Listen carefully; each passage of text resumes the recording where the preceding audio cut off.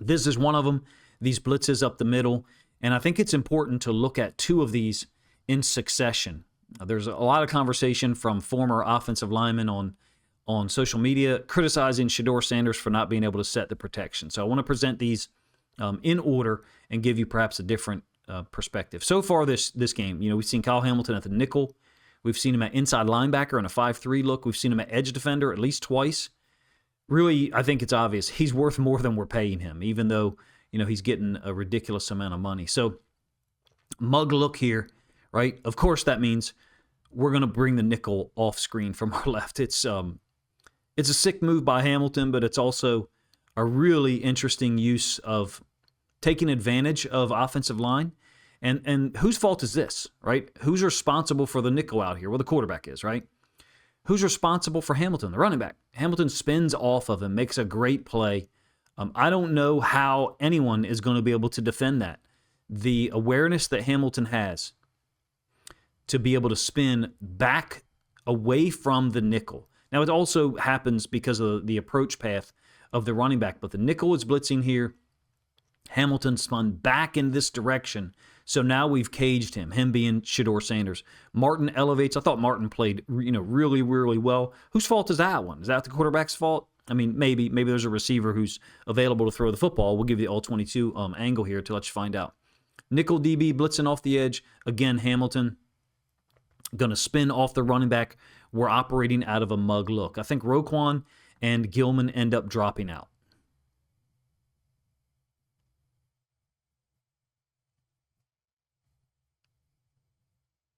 Pushing Starks down. Looks like some type of rotation between Wiggins and or Gilman. And Shedeur Sanders definitely looking to that side of the field. Hamilton is spinning off of the running back, while Martin ends up as a free rusher in a 5-man rush scheme. Doesn't look like there's really anywhere to go with the football for me, but that's not the point of what we're analyzing, but I thought it was worth mentioning.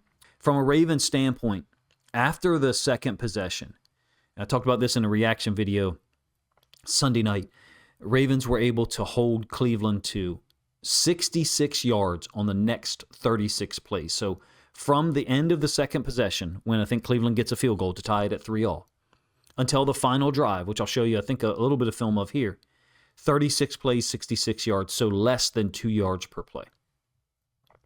Another example of the protection, and so many people have talked about the center being told by Shedeur Sanders to move to his right and basically getting it wrong. Think about the one that I just showed you, right? The running back with the missed block. Now, not only do we bring Hamilton through the A-gap, he's actually going to pick the left guard, 75, the same guy that he ran over on the run concept when we were in that 5-3 look. Now we're going to bring Van Noy, stunt him underneath. So functionally what happens here is the offensive line ends up sliding to this side. Fine, okay, Shedeur Sanders got it wrong, or the center and him got it wrong. Who cares?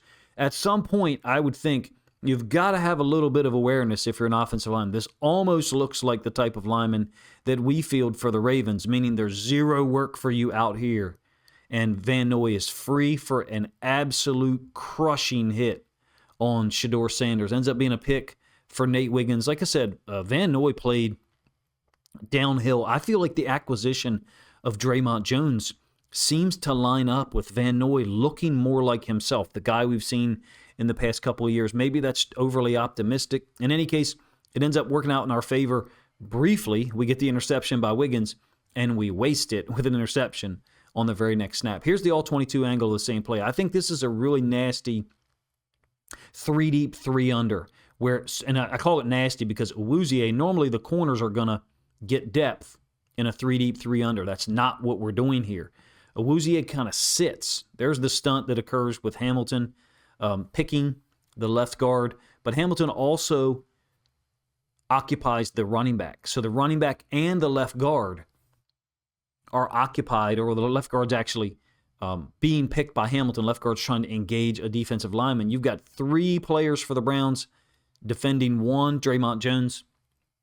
And why I still think this is a zone blitz, even though it certainly doesn't look like one pre-snap, is what Keon Martin and Starks are doing. This is scary to see us executing this. It very much looks like what we saw in the preseason when so many of us were impressed by the defense. So remember, Roquan dropping out of there. I think he's an underneath dropper. Buchanan dropping out of there. I believe Awuzie is sitting in the flats with Starks intentionally rolling over the top. That's why I'm comfortable calling this a 3 deep, 3 under. We'll let it flow out a little bit. These would be your 3 deep defenders, and these will be your 3 under. I know that it doesn't look like that right now at the point in time as I draw on the screen. That's how my brain is interpreting it, and what I think is most unusual but also impressive about it is that Awuzie, the corner, is sitting in the flats. It almost ends up looking like a cloud cover 3, except it's a cloud zone blitz, which I've generally never heard of.